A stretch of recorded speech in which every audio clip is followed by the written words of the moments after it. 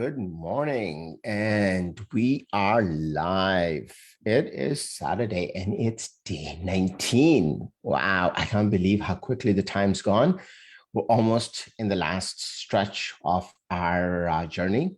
We have 2 more days, and that's it. And I hope that it has been a journey, because remember, it's not the destination that's important, it's the journey. We've talked about this a number of different times. The whole concept behind this was to be able to shift your energy.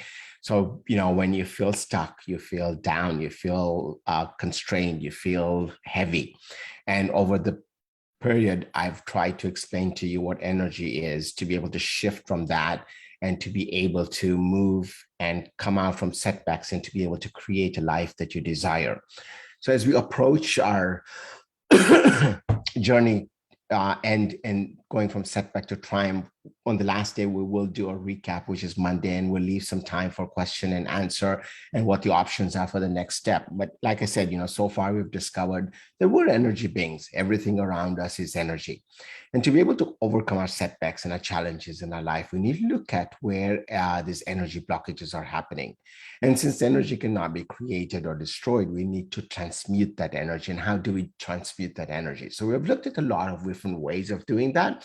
We also looked at the power of words, the power of the subconscious mind, the power that the results that we believe are that the power of our subconscious mind and the things that we put into our subconscious mind that actually leads to beliefs, and how some of those beliefs, whether they're with low energy or whether it's negative thought, leads to what I call limiting belief, or the prison sentence, which then holds us back and puts us into a cage, and we end up being into a loop of continuous setback after setback.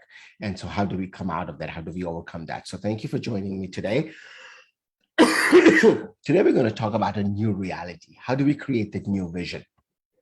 But before we look into the new vision, I've just sort of recapped the back, because it's always good to look back, and it's important to be aware of our blind spots, right? It's important to know what our blockages are. And then one of the key factors, of course, like I mentioned, is the words that we use. And so just to recap really quickly, right? Beneath any action that we take is the way how we're looking at the world, whether it's through our past, whether it's our present or the future, right? How are we looking at it? And so the subconscious mind here plays a key role.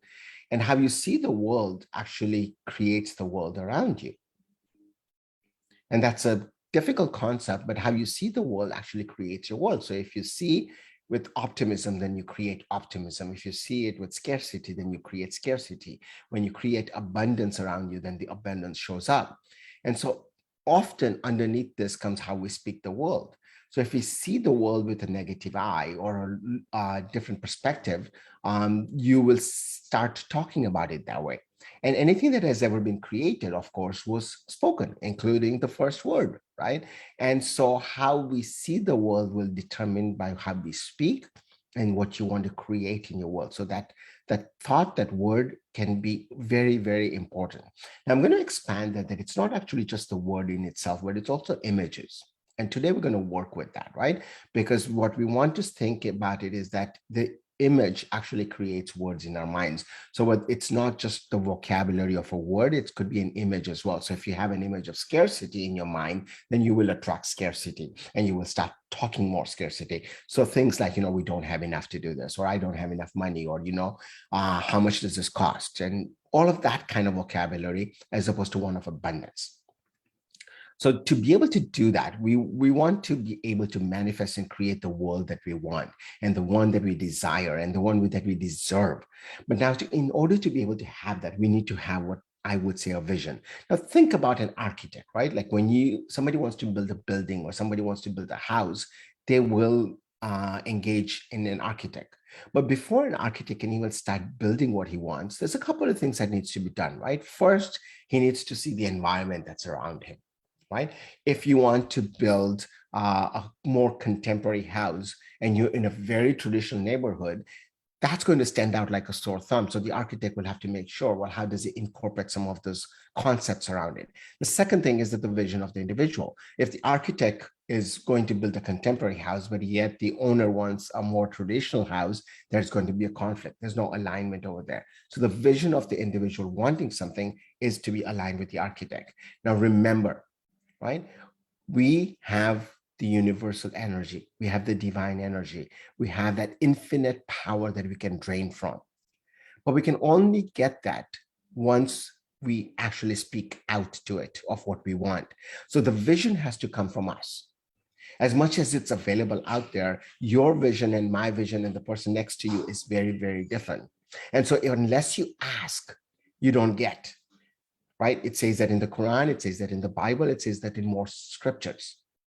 So you need to be very, very clear of what you want so that your vision becomes reality. So what is vision?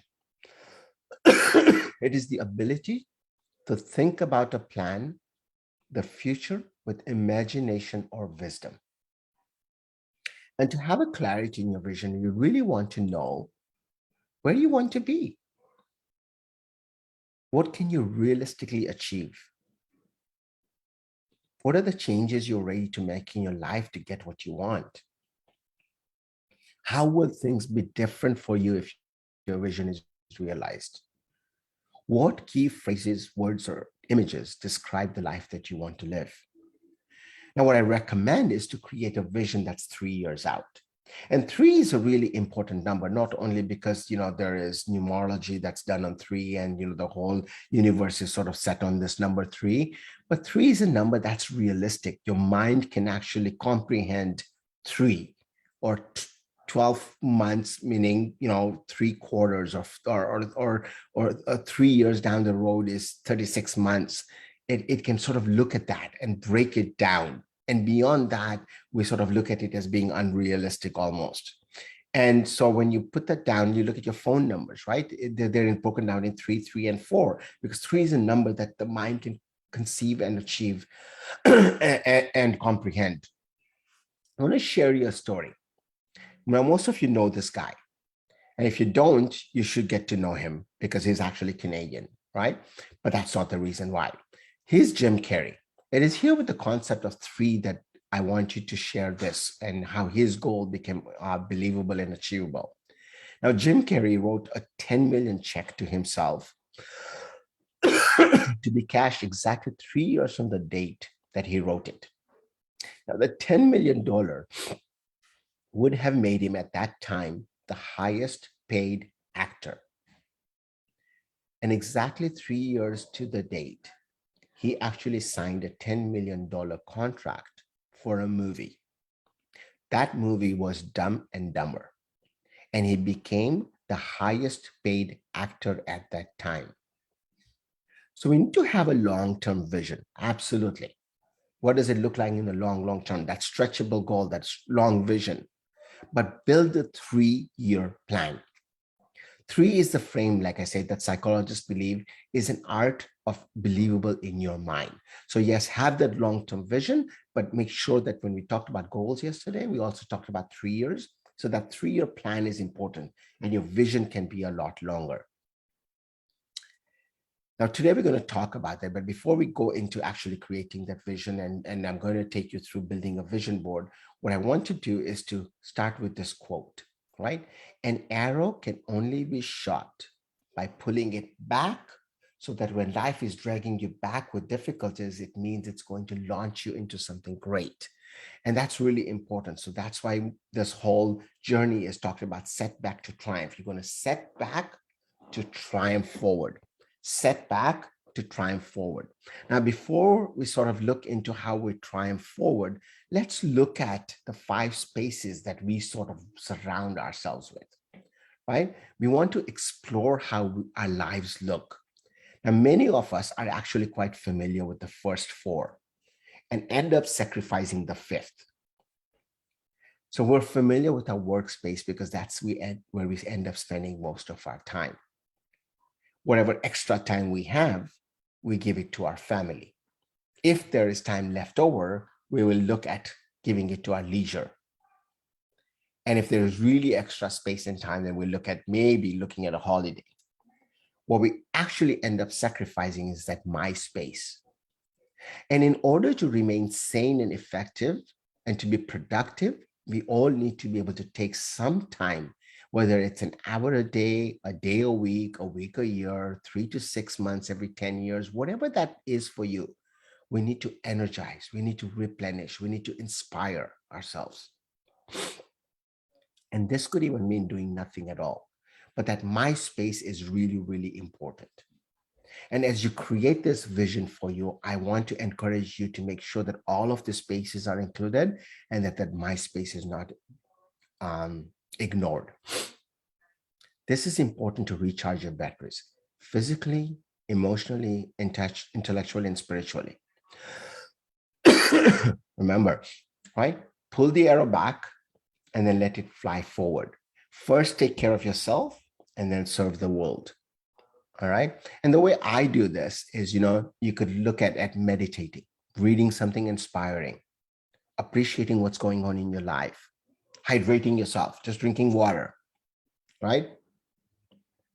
Eat healthy, getting rest, exercising, accept, forgive, learn, letting go. Unstructured time with friends and family, doing what you love and love what you have to do. Express your feelings, laugh, play, nourish. When was the time you just laughed for the reason of laughing? Bring out that inner child. Spend time in nature. Develop your skills and talents. Journal, write from the heart. Be quiet. Find that inner space. And when you do that, you start creating the new reality, right? And in order to create that new reality, I'm going to invite you to create what's called the vision board. And if you've done this, great. If not, this will be a re-emergence of an exercise in a different way. And if it's your first time, it's going to be a great exercise. This is where I will invite you to dig deep into finding out that vision that you want and to be actually put it into a tangible form. We're going to take a slightly different approach. And it's hard for me to do this in less than 5 minutes that we have left. When I work with my clients on doing this, we do this over 3 to 4 weeks. We really dig down into each of the components. But I'm confident that this will give you a great start. So for those of you that have worked with the Wheel of Life, I invite you to look at this Wheel of Life and look at the 8 quadrants that are there. In each of the segments, rate your current level of satisfaction. On a scale of 1 to 10, with 1 being horrible and 10 being wonderful, write that number down. Do not overthink it. Go with the first number and make a dot in that particular segment where you think you are. Take some time to answer these questions. Some of you may have already worked on this in the last few weeks. But put a dot in each one of these areas. Then I invite you to connect those dots to create a wheel. And this will give you a bird's eye view of what your wheel looks like. And so when you're done, it should look something like this. And once you have that, I want you to take a reflective moment and take some time to answer the questions. What are some of the common factors that are showing up? What are some of the beliefs that are showing up? What is going on for you right now? And then also don't forget, what have you accomplished? What are the skill sets that you have that have helped you get to that higher level? Whether it's in your health, whether it's in your spirituality, whether it's in your family. And once you have all of that, then I invite you to, before you start doing this, before you begin on your future questions, is I recommend you to take just a few minutes to quiet your mind. Don't do all of this in one day. Take a few days to do this. Go to a place where you will be undisturbed. Sit in a comfortable position. Close your eyes. Focus on your breath. Feel the air enter your entire body. Fill your lungs. Feel your diaphragm. Rise as you inhale. Focus on the feeling of the warm air as it leaves your body. Listen to the sound of your breath as you exhale. Do this for a few rounds and you will begin to notice an increased feeling of calmness And when you're in that state, when you're in that calm and intuitive phase of your life, when you're ready, open your eyes and pick a pen and start writing. And I want you to write at least 3 or 4 sentences for each of these questions. Describe your ideal day. Describe something you've been wanting to do, but you've been nervous to try. What have you always been dreaming of? What's on your bucket list? If money was no object, what would you do? What do you want more of in your life? What have you always wanted to experience? What have you always wanted to own? What makes you alive? What have you always dreamed of visiting? Write 3 positive feelings you desire. And there is a number of tools available on the web where you can get a list of emotions that you can pick from. Write 3 positive ones that really resonate with you. And then finally, write some of your favorite quotes and affirmations. Remember, there are no right or wrong answers. This is you. This is yours. This is unique. This is as unique as your DNA. Your wants, wishes, and dreams may be mind-blowing or settled and comfortable. Knowing that your answers are perfect just for you, and that's all that matters. That's all that matters. Once you have all of this, I even invite you to do just one of those every day for the next 10 to 12 days. See how that feels. Once you've done that, it's time to pull all of it together and make your vision board. Use this guide that we have given you to sort of select images, find photos, graphics, words that represent your goals and visions that you've written down. So if your vision is to visit Africa, find a picture of Africa. If Rumi inspires you, then select a quote from Rumi. Flip through magazines, flip through online image centers, flip through anything that resonates with you. Every time you come across something and it inspires you, take a picture of it, whether it's in nature or whatever it is, keep those. It's your choice. Next, find a tool like PowerPoint or even a physical board, whatever that is that you want, whatever makes you comfortable, Canva, whatever you like, and put it all together. It's your choice. You can be very structured or you can place them on the board the way you like it pleasing. There is no restrictions. Remember, you have a choice. Be creative, not competing. You're not competing in creating a vision board that's better than others.